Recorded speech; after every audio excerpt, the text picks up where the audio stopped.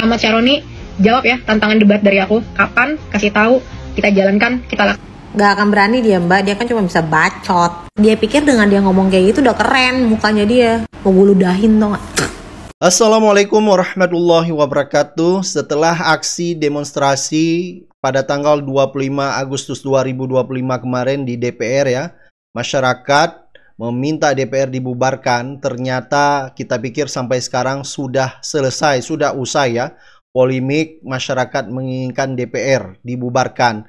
Ternyata ya di sosial media netizen masih merespon atas statement pernyataan dari Ahmad Syaroni yang mengatakan orang yang ingin membubarkan DPR adalah orang paling tolol sedunia.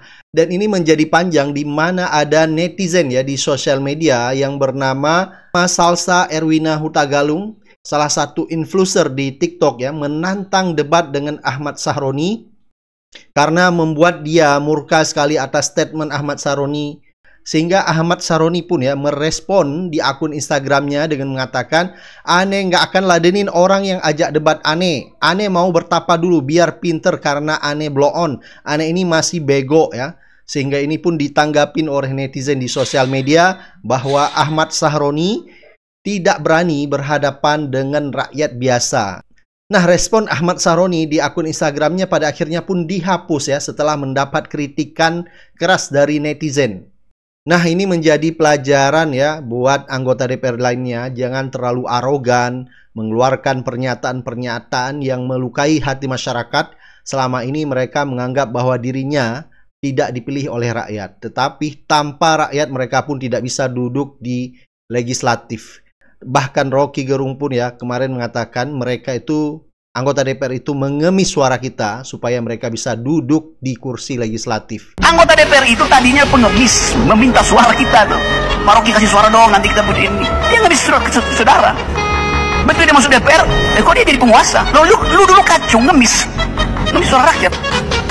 Yang itu yang mesti kita ubah. Anda itu adalah pesuruh kita, bukan representasi kita. Apalagi mereka kayak, kami mewakili kedutaan rakyat. Ngehek lu.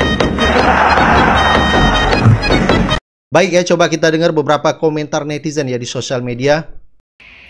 Makasih banget kalian udah support video-video perlawanan aku terhadap kegagalan empati, kematian logika, dan rasa malu dari karyawan-karyawan kita di DPR. Hai semuanya, namaku Salsa, aku udah 10 tahun tinggal di luar negeri, dari mulai di Malaysia dan saat ini aku tinggal di Eropa. Sebenarnya aku udah nggak pernah lagi makan dari fasilitas duit-duit pajak kalian udah 10 tahun terakhir ini, tapi aku di sini bersuara karena aku merasakan solidaritas yang luar biasa kenceng kepada kalian semua, karena aku juga orang Indonesia dan aku masih warga negara Indonesia, dan aku udah melihat kebrutalan pemerintah yang udah gila nggak ada obat ini, yang mereka udah nggak tahu malu bener-bener nantangin masyarakatnya. Udah saatnya kita-kita yang berpendidikan bisa keluar, kita-kita yang masih memegang nilai-nilai moral jujur bisa keluar dan bersuara.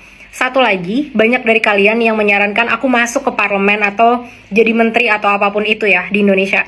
Teman-teman, aku sama sekali nggak punya kepentingan untuk bisa masuk DPR atau jadi menteri, karena hidupku di luar negeri jauh lebih sukses. Gaji 104 juta itu aku udah earn lebih banyak jauh ya daripada gaji DPR itu gitu. Tapi aku di sini bersuara bukan karena aku pengen masuk ke pemerintahan, amit-amit aku makan duit pajak rakyat, tapi karena aku sangat jijik, muak, dan geli ngelihat perlakuan karyawan-karyawan kita yang udah sangat nggak tahu diri itu. Bubarkan DPR. Kalian satu-satu ya, satu-satu karyawan kita di DPR akan aku kuliti kalian satu-satu, dan perkataan kalian, bertanggung jawab kalian dengan perkataannya. Ahmad Syaroni, ayo kapan debatnya? Udah berapa jam nih, udah di tag berapa banyak orang, masih gak ada suaranya nih orang. Mana Crazy Rich, mana yang ngatain tolol, ayo sini lawan aku. Seorang debater profesional, udah 10 tahun tapi debatnya aku udah gak pernah debat lagi, jadi udah gak jago-jago banget lah. Bisa lah ngadepin seorang Ahmad Syaroni yang crazy rich itu tapi mati empatinya. Aku dapat laporan dari wartawan bahwa tim Ahmad Syaroni udah bergerak untuk Jadi singkatnya begini, 18 jam yang lalu Kak Salsa ini mengundang Ahmad Syaroni untuk debat secara online gitu ya guys. Dan kemudian Ahmad Syaroni itu membalas gitu. Balasannya seperti ini. Gak akan ladenin orang yang ngajak debat Ane. Ane mau bertapa dulu biar pinter karena Ane masih blow on. Ane ini masih bego. Kalau memang merasa blow on, kok berani menerima tanggung jawab sebesar itu sebagai anggota dewan? Itu yang pertama.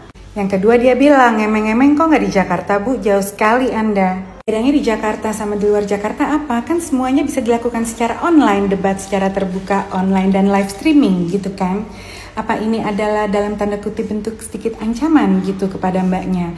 Karena mbaknya juga ngomong, dia bilang katanya berdasarkan info yang didapatkan oleh wartawan, ternyata ada tim dari Ahmad Syaroni ini yang sudah jalan menuju ke Pamulang, Tangerang Selatan, yang mana itu adalah rumah dari keluarga Mbak Salsa ini. Apabila itu benar seperti itu, apakah cara preman Tanjung Priuk yang akan mau dipakai atau seperti apa gitu loh? Kok mengerikan sekali ini. Ahmad Syaroni ini lupa ya kalau dulunya itu dia suka bercerita, dia tidur di gerobak, jadi tukang nasi goreng, hidupnya susah gitu. That's why gue bikin video ini supaya kita pantau terus Kasal saya. Jangan sampai dia dan keluarganya itu kenapa-napa. Walaupun katanya dia juga gak butuh itu. Tapi orang ini bersuara dengan sangat lantang dan dia juga sangat cerdas. Dan kita butuh orang-orang yang seperti ini guys. Oh jangan lupa ini adalah story terakhir dari Ahmad Syaroni. Ini maksudnya apa? Kata mbaknya apa? Conge ternyata. Jadi dia gak bisa dengar atau dia gak mau dengar. Diajak debat malah bikin story seperti itu.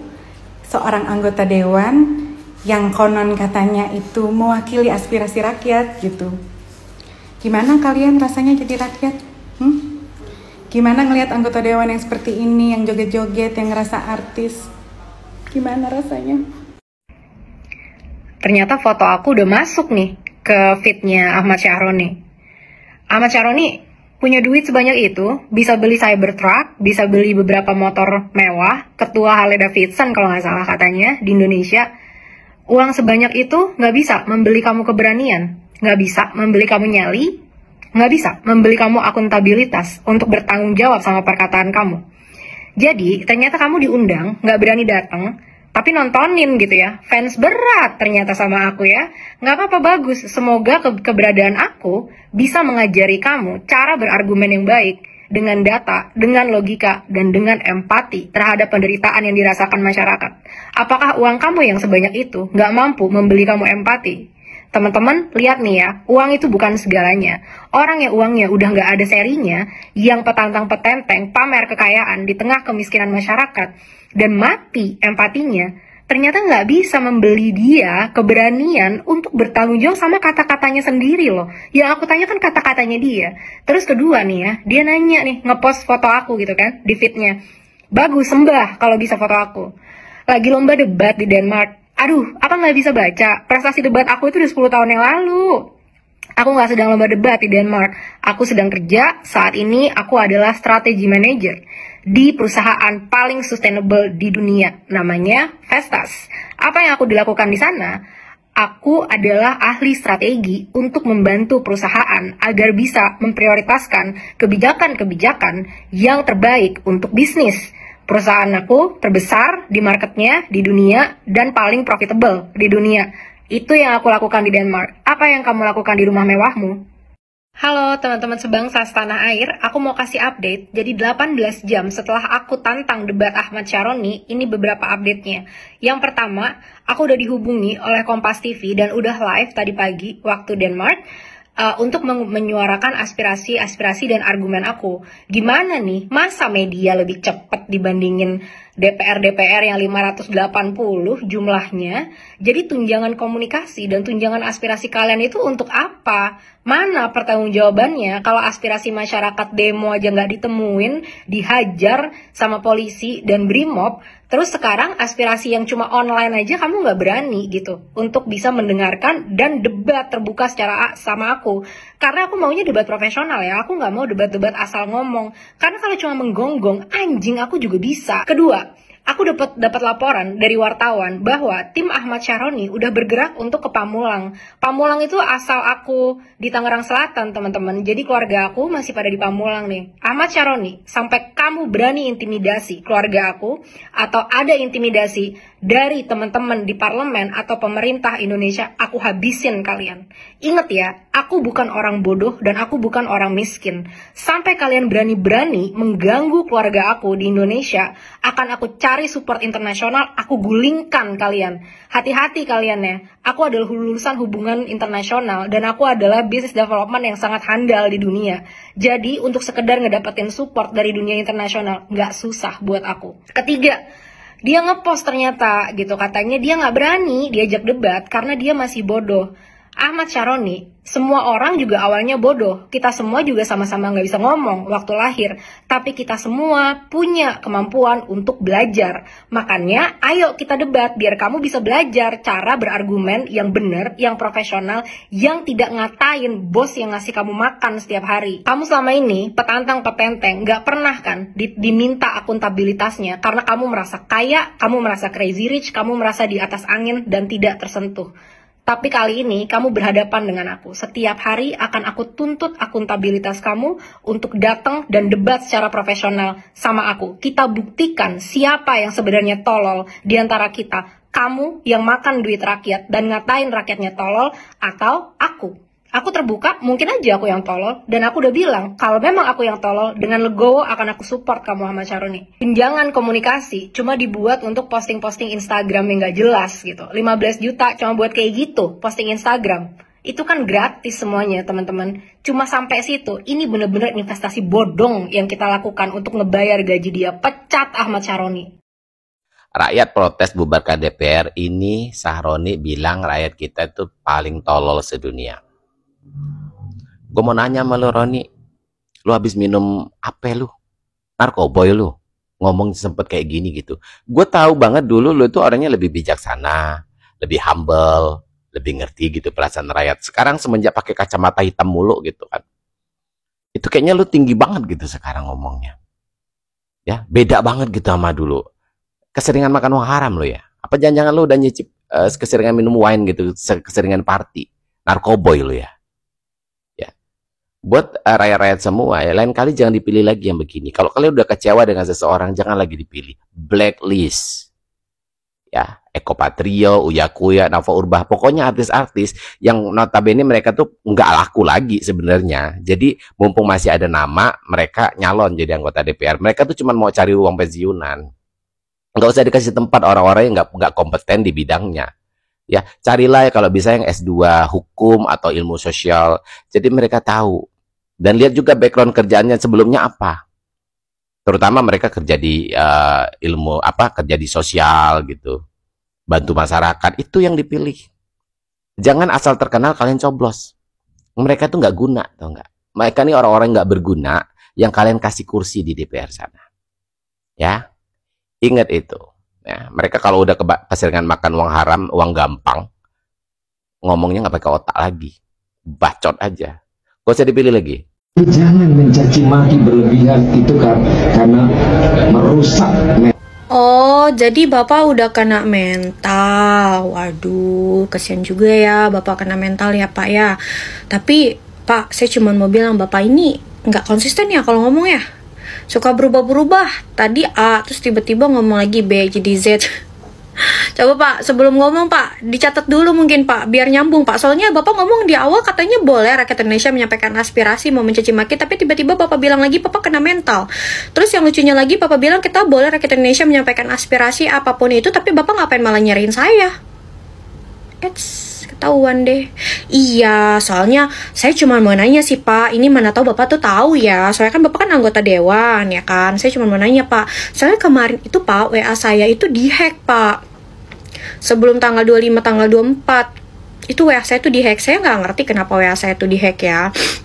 Dan siapa juga ya, saya sih nggak mau suuzon.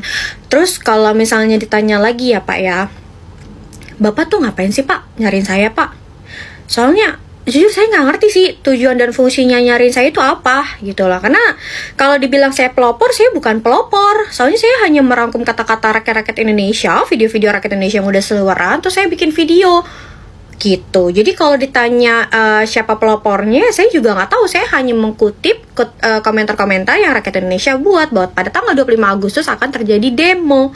Jadi kalau misalnya Bapak nyariin saya, ya nggak ada urusannya. Saya cuma rakyat kecil biasa ya, dan saya hanya merangkum kata-kata seluruh rakyat Indonesia yang hanya ingin demo pada tanggal 25 Agustus menyampaikan aspirasi rakyat Indonesia.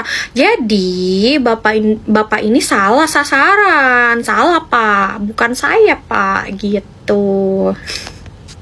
Persis. Jadi benar kalau DPR kemudian banyak kritik karena taruhlah agak hedonis juga kan hidupnya mereka. Jadi kita harus maklumi rakyat. Tapi memang menurut saya sekarang nih gaji atau penghasilan DPR itu udah berlebihan ya. Nah, ini menarik. Udah berlebihan. Saya potong sedikit Pak. Bapak menyinggung soal gaji. Kemarin itu Fitra menyampaikan angka, dikutip oleh beberapa media.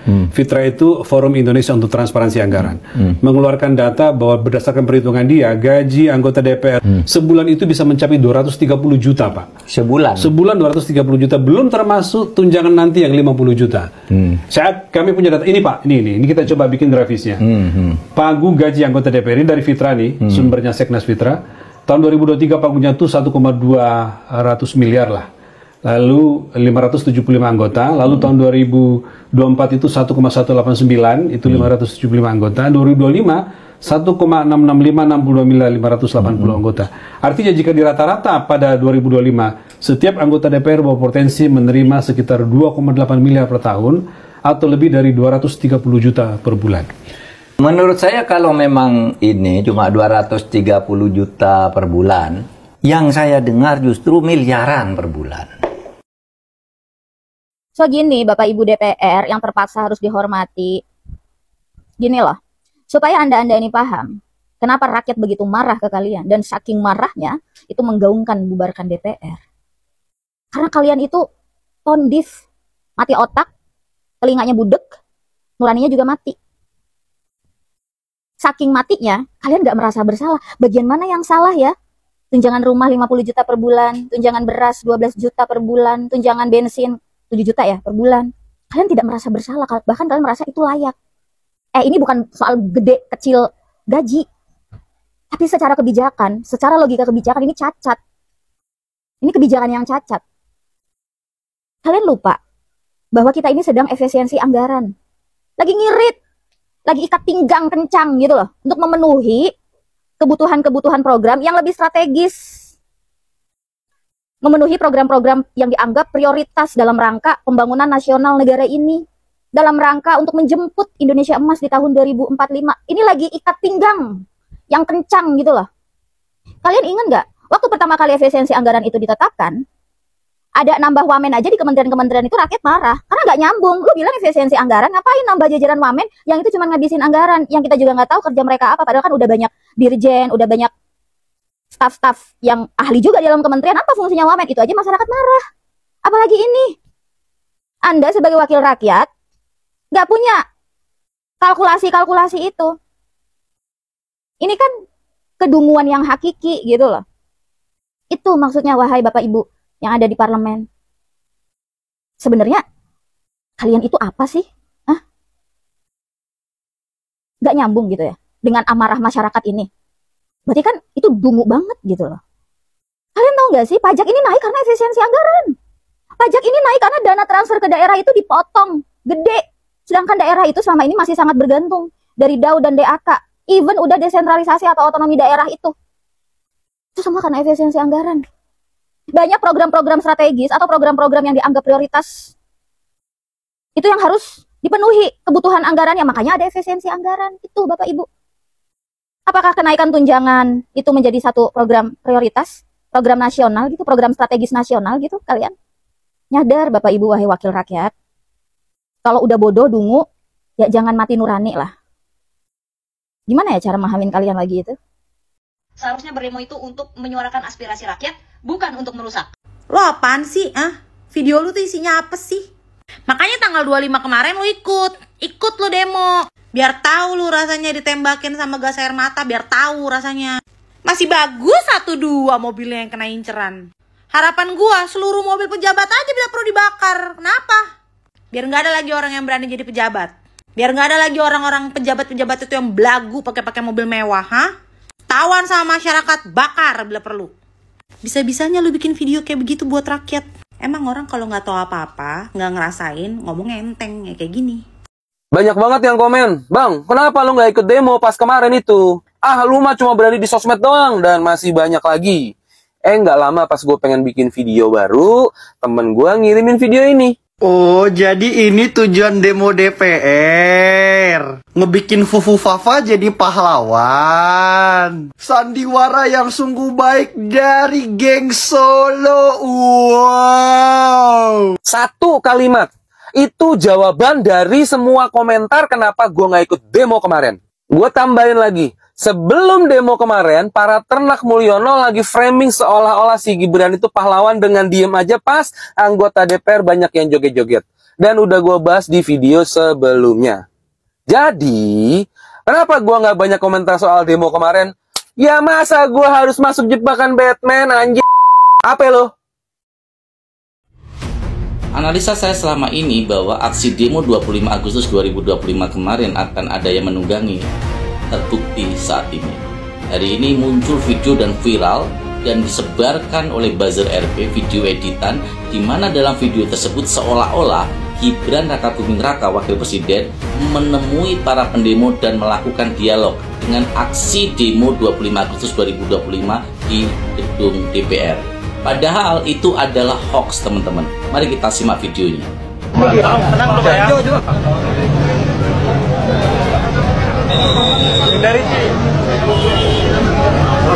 Siap. Siap.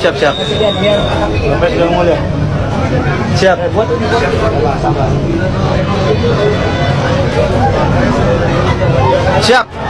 Pak Wakil Presiden mau menemui aksi demonstran. Unjuk rasa mahasiswa dan sejumlah elemen masyarakat di depan gedung DPR MPR RI Senayan, Jakarta Pusat pada Senin 25 Agustus sore hingga malam berujung ricuh di sejumlah lokasi. Dari video tadi kita bisa melihat bagaimana seolah-olah video tersebut adalah video ketika Gibran menemui para pendemo di gedung DPR. Ini yang mereka ingin giring. Kenapa? Padahal sebenarnya video itu tidak ada kaitannya dengan aksi demo 25 Agustus di DPR. Video tersebut adalah video ketika Gibran Rakabuming Raka berkunjung ke Bengkulu. Dan saat itu ada aksi massa memprotes kenapa di Bengkulu terjadi kelangkaan BBM. Dan Gibran Rakabuming Raka menemui mereka. Silahkan saksikan videonya. Tenang dulu ya. Udah ada perwakilan. Siap. Dari siap. Siap.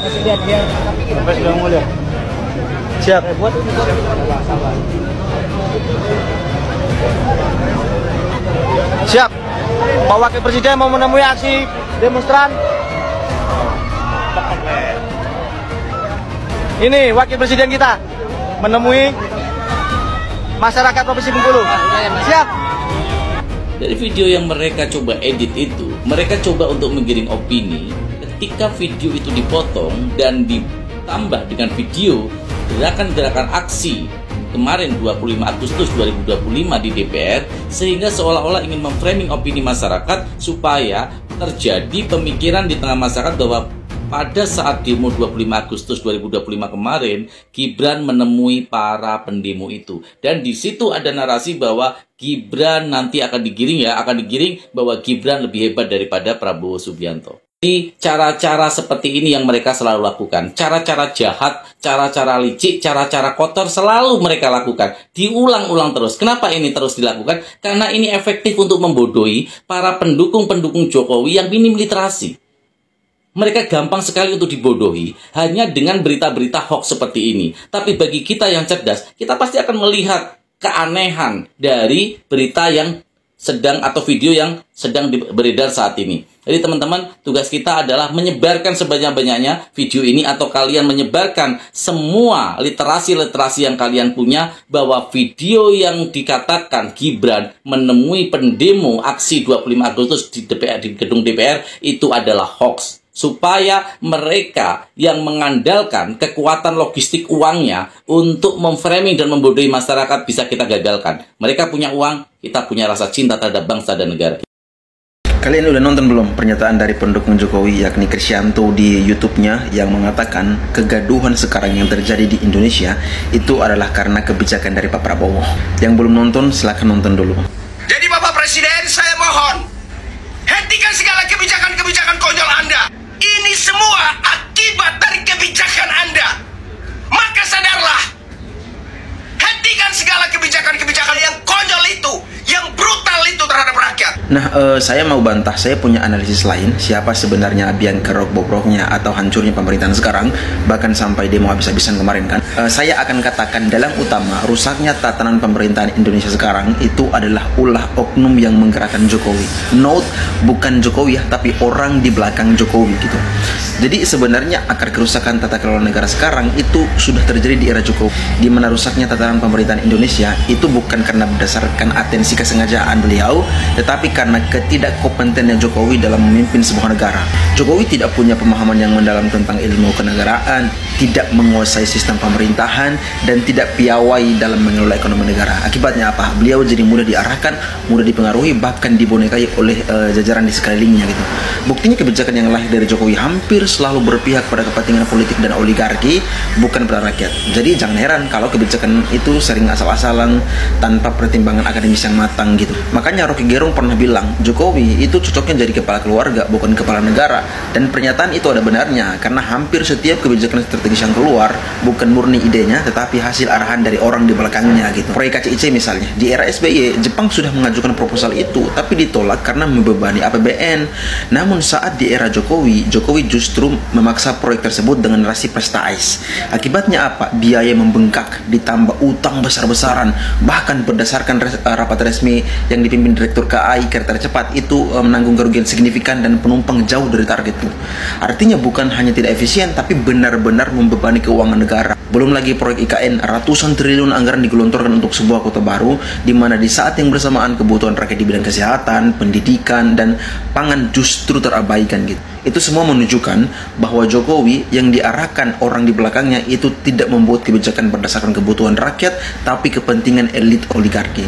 Karena memang Jokowi tidak punya pengetahuan akan itu gitu. Nah sekarang setelah masa jabatan Jokowi selesai, kebijakan itu berlanjut di era Prabowo, ya kan, visinya kan keberlanjutan. Belum lagi ditambah dengan program-program barunya yang juga memakan anggaran besar. Artinya kerusakan fiskal yang dimulai dari Jokowi kini diperparah dengan kebijakan lanjutan gitu. Dan di saat yang bersamaan lebih parahnya lagi, kita juga melihat DPR dengan gaji, tunjangan, dan fasilitas mewah seolah tidak peduli dengan penderitaan rakyat. Para koruptor pun terus menggerogoti uang negara, mulai dari bansos, proyek pendidikan, hingga kemudian infrastruktur gitu.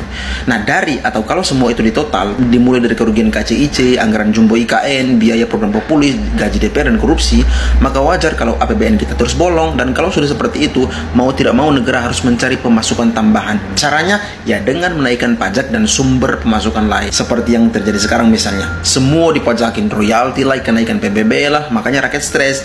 Belum lagi dengar kenaikan gaji DPR, diperparah lagi DPR tidak mau undang-undang perampasan aset koruptor disahkan, maka wajar warga ngamuk, demo, bubarkan DPR. Jadi jangan heran kalau rakyat sekarang merasa jadi korban, karena ketika elit berfoya-foya dengan proyek mercusuar dan kebijakan boros, justru rakyat yang dipaksa menutup lubangnya lewat pajak yang semakin mencekik gitu. Jadi jelas akar masalah bukan semata kebijakan Prabowo, biang kerok utamanya sudah ada sejak era Jokowi yang inkompetensi, lalu berlanjut ke Prabowo yang justru meneruskan beban itu. Dan selama DPR masih bermental boros serta korupsi dibiarkan, rakyatlah yang akan terus jadi korban. Makanya kita butuh pemimpin yang benar-benar paham ekonomi dan kenegaraan supaya tidak gampang dikendalikan, tidak bisa dijadikan boneka, dan berani melawan mafia-mafia yang selama ini bersarang di pemerintahan gitu. Menurut analisis gue secara pribadi nih ya, aksi demo kemarin yang sampai chaos dan juga terjadi pengerusakan itu bukan serta-merta hanya karena kemarahan rakyat terhadap adanya kenaikan tunjangan anggota DPR RI, tapi justru gue melihat ini adalah sebuah akumulasi di mana rakyat memang sudah merasa muak dengan pemerintah, sudah merasa marah, dan titiknya ini di sini, bom waktunya ini kemarin gitu ya. Ya seperti kita sama-sama tahu ya, rakyat mungkin sudah muak dengan banyaknya pengangguran di Indonesia. 19 juta lapangan pekerjaan ternyata hanya tong kosong nyaring bunyinya. Masih sangat banyak rakyat yang hidup di bawah garis kemiskinan. sembako yang masih aja mahal, malah terus melambung tinggi kenaikannya, pajak yang gak kira-kira semua dipajakin, kebijakan-kebijakan pemerintah yang tidak pro rakyat. Nah, finally kemarin gitu ya, ketika menjelang HUT kemerdekaan Republik Indonesia, Presiden Prabowo menaikkan tunjangan kepada anggota DPR RI, terus gitu ya di-compare dengan anggota dewan yang joget-joget seolah-olah seperti mereka ini sedang meledek rakyat, tidak merasakan penderitaan rakyat. Nah, bom waktunya itu yang kemarin akhirnya meledaklah, terjadilah demo besar-besaran. Dan gue sih hanya mengingatkan kepada pemerintahannya Pak Prabowo Subianto, Kabinet Merah Putih, agar lebih bisa mendengarkan suara jeritan hati rakyat gitu, agar rasa empatinya ini lebih ditingkatkan lagi ya Pak Prabowo. Tolong diajarin tuh, diingatkan para menterinya, para anggota legislatifnya, juga pejabat-pejabat negara dan pengusaha-pengusaha yang terlibat di pemerintahan pun diingatkan lagi lah gitu, agar mereka ini dalam statement lebih hati-hati dan juga membuat kebijakan itu yang memang benar-benar untuk kepentingan rakyat, bukan membuat satu kebijakan tetapi ternyata ujung-ujungnya terjadi oligarki dan kapitalisme. Satya Eva Jayate. Komdigi panggil TikTok dan Meta buntut demo rusuh di depan gedung DPR. Yang dipanggil malah platformnya, bukan otaknya. Oh, ini karena buzzer bikin provokasi. Lah, lu menang juga karena buzzer? Mau gue sebutin nama-nama buzzernya? Ada Brigadir GM, Partai Sosmed, Kimberly, aduh banyak lah. Di TikTok, Instagram apalagi. Ini gua post muncul tuh 1-2 buzzernya. Apa bedanya? Ketika itu menguntungkan posisi lu, gak lu tanggepin. Mereka juga provokator. Coba Sylvester itu udah berapa tahun gak ditangkep, diangkat jadi komisaris lagi. Omongan pemerintah menegakkan hukum sebenar-benarnya itu hoaks atau enggak? Respon lu apa? Heboh gak lu bikin tim ini itu? Diam lu semua. Lagi pula ngapain ya platformnya lu datengin? Lu itu kan punya tim komunikasi di kabinet. Ya sampaikan mana yang hoaks, mana yang enggak, selesai. Kalau begini, Anda pemerintah menilai secara sepihak.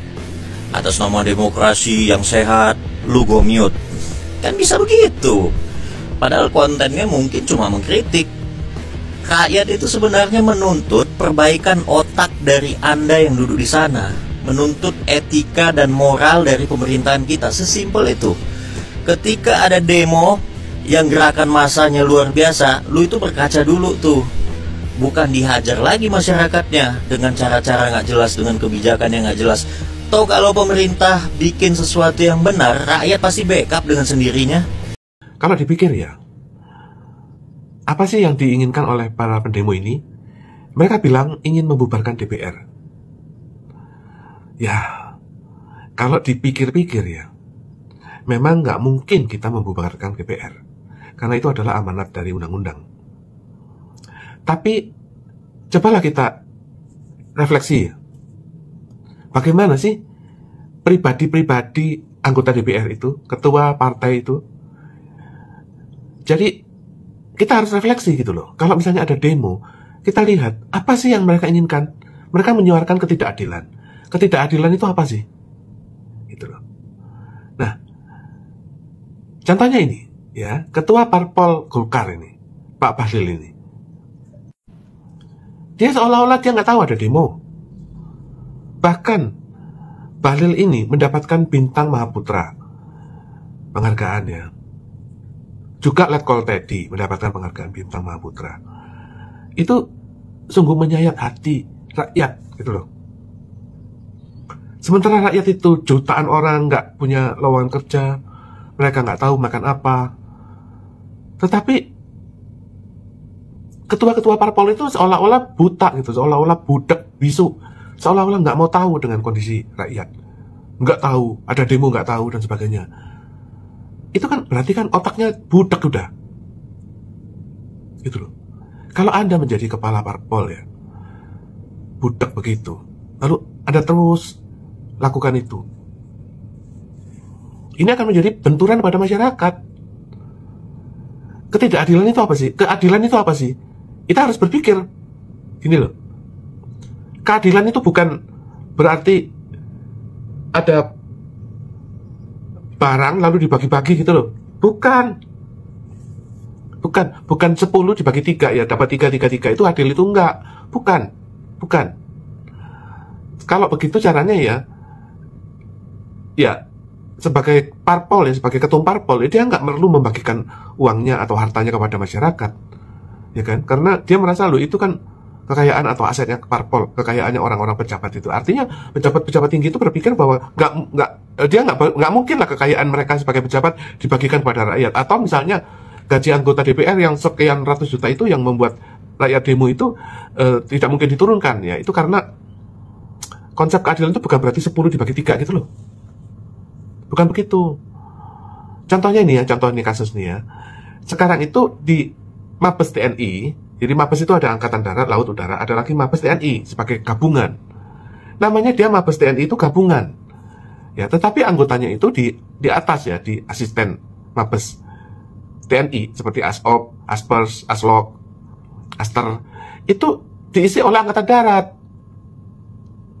Bayangin aja, di posisi yang di Mabes itu kan banyak kan bintang 3. Nah, kalau misalnya bintang 3 semua dimakan darat, ya otomatis yang bagian laut, udara itu ya kekurangan bintang 3 dong. Satu-satunya yang angkatan laut di Mabes TNI hanya Laksdia Hersan, itu ajudannya Jokowi. Sadar nggak sih bahwa itu nggak adil? Jadi kita harus berpikir, definisi keadilan itu apa? Nabi Musa itu pernah mengatakan bahwa keadilan itu sulit dimengerti manusia. Karena manusia itu berpikirnya rebutan. Seolah-olah 10 jabatan di Mabes TNI itu dia nggak mau dibagi darat, laut, udara. Nggak mau dibagi 3, nggak mau. Makanya semuanya darat gitu loh. Karena konsep keadilan mereka itu picik gitu loh. Seolah-olah jabatan itu harus dibagi-bagi. Mereka nggak mau membagi. Jadi siapa panglimanya? Pak Agus. Ya semuanya darat. Bukan begitu, keadilan bukan begitu, Pak, Ibu, ya. Mohon maaf nih, Ibu Puan, ya, ketum parpol, Panglima TNI, ya.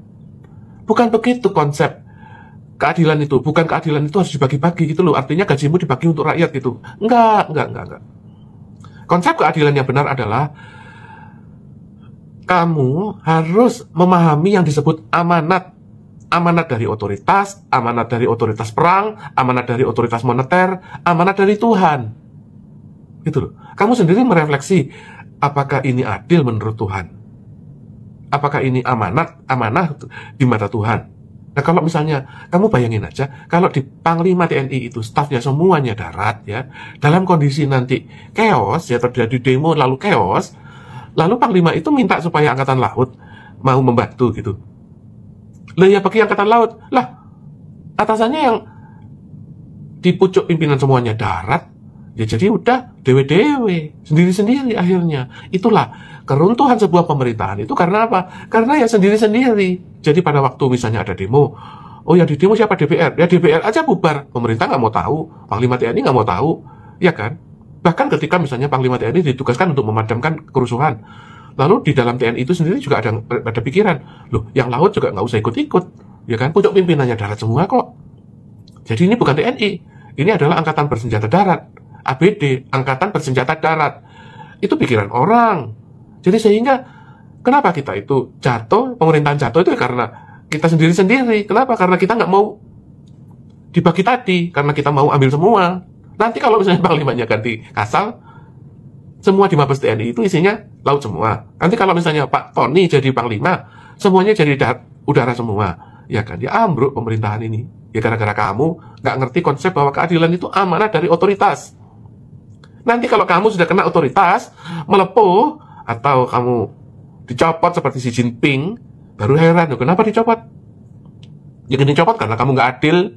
Begitu Pak, Bu, ya. Bu Puan, kalau kamu nggak dengerin amanat dari rakyat ini, apa sih permintaan mereka? Mereka ingin minta DPR dibubarkan. Lalu apa refleksi yang akan kamu lakukan?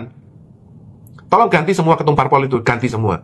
Dibikin fit and proper test, dibikin lagi konvensi ketum parpol. Dulu juga pernah ada konvensi ketum Golkar kok. Ada juga konvensi ketum Demokrat kok. Diganti itu AHY itu. Ngapain jadi ketum parpol kayak warisan dari neneknya aja.